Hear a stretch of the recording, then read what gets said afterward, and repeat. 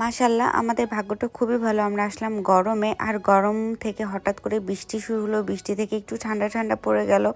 আর তারপরে দেখতে পাচ্ছেন আমার অনেক বেশি শীত লাগছে। তারপরে রাত্রেবেলা আমরা চলে গেলাম শাগনি বাসের ডাইনিংয়ে খাবারের জন্য। রাত্রে যেহেতু ডিনার করতে হবে সেই জন্য চলে আসলাম এখানে সাগরের পাশে, সাগরের ফিল নিব অ্যান্ড এখানে আমরা ডিনার করব।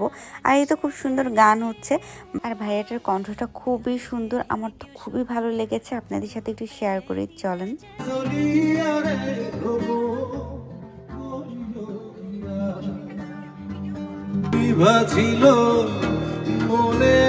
মিউজিক অ্যান্ড গানের সাথে সাথে আমি আর টুনি পাখি খুব বেশি এনজয় করছিলাম। দেন এখানে আমি টেবিলে চলে আসলাম খাবার অর্ডার দেওয়ার জন্য।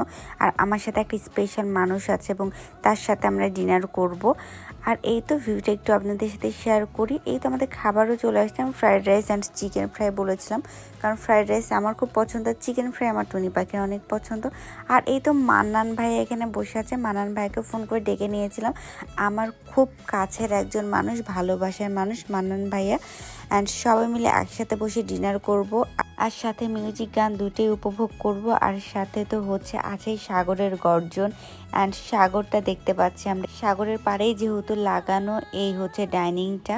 তো ডাইনিংটা বাঁশ দিয়ে তৈরি করা, এত সুন্দর করে ডেকোরেশন করছে মাশাআল্লাহ। মানুষের বুদ্ধি যে এত বেশি, আসলে না দেখলে বুঝবেন না আপনারা যে বাঁশ দিয়ে এত সুন্দর একটা খাবারের ডাইনিং তৈরি করা হয়েছে। মাশাআল্লাহ খুবই সুন্দর লাগছে দেখতে।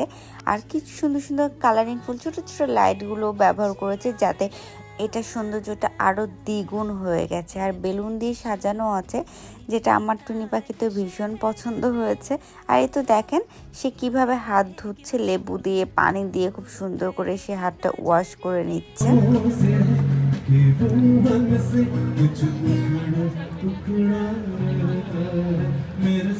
मेरे सामने वाली खिड़की से एक चांद का চেহারা रहता है।